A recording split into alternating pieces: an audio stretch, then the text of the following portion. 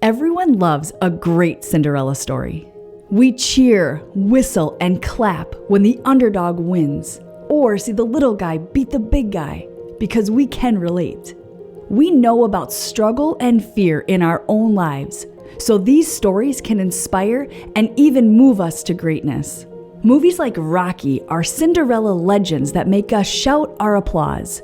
We feel the punches, hear the music, and race up the stairs in Philadelphia as we rise to conquer our own challenges.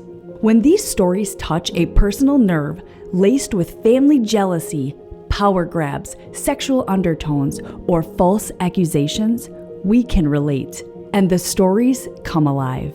It surprises a lot of people to discover that some of the most famous, interesting, and most told Cinderella stories of all time come right out of the Bible. For example, who wouldn't stand and applaud for Joseph, who was kidnapped, then sold into slavery by his own jealous brothers?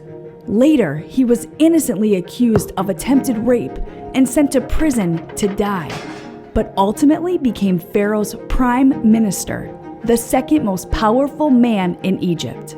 Or how about the Cinderella story of the little shepherd boy named David, who was overlooked and almost forgotten by his own dad and brothers as an insignificant child, incapable of receiving God's blessing. Later, this 150-pound teenager used a slingshot to kill the giant 600-pound Goliath. Then, after marrying the king's daughter, David was chased out of the palace and forced to live in caves in the wilderness. The story gets even more bizarre as David pretends he is insane and goes to live with his mortal enemies, Goliath's people, the Philistines. It's a story of bravery, jealousy, betrayal, adultery, murder, espionage, sorrow, and intrigue.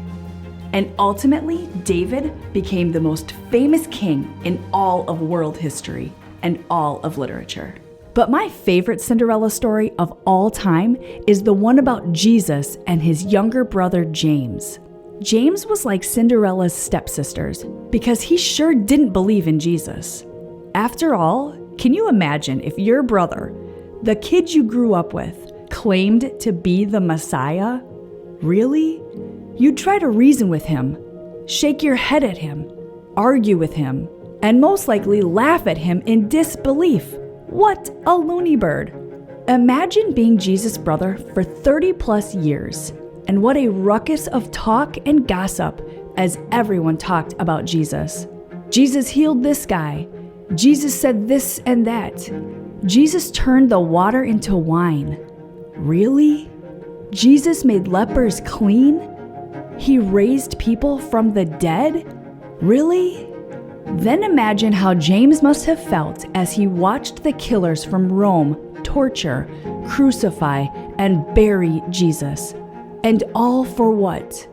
Jesus was so mistaken. What a waste. Can you feel James' pain as he couldn't help but wonder, how could Jesus have been so misled? How could Jesus have possibly thought he was the Messiah? But the story doesn't end there. Because when we flip our Bibles towards the end of the New Testament, we come to the book of James.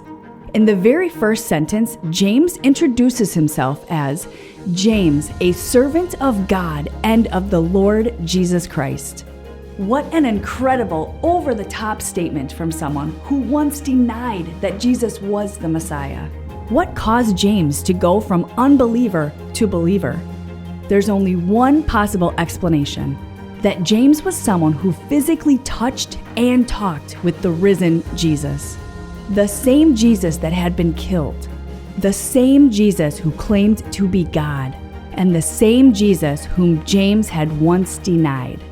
No wonder James believed. He saw the same thing that we see, that Jesus is the ultimate Cinderella story. James couldn't help but roar in applause as Jesus' foot slid ever so gracefully into God's glass slipper. Suddenly, everything made sense. Jesus was and is the one. Suddenly, all the words that Jesus said became the truth. God's glass slipper fit. All the stories of the Old Testament pointed to Jesus. God's slipper fit perfectly on Jesus, our Messiah. James finally found him, and so have we. Now our life makes sense because now we are forgiven and can have true hope. Now all the worries, concerns, and empty promises of this life can finally have their proper place because Jesus brought heaven to earth. Because Jesus makes heaven our ultimate home. No wonder we want to share Jesus with those whom we love. No wonder we want to be like James and stand and sing and worship and applause for Jesus. Who else, what else could possibly be a better Cinderella story? All of history watched and waited. Imagine the anticipation as God's glass slipper fit on Jesus. Let's all roar together for our King.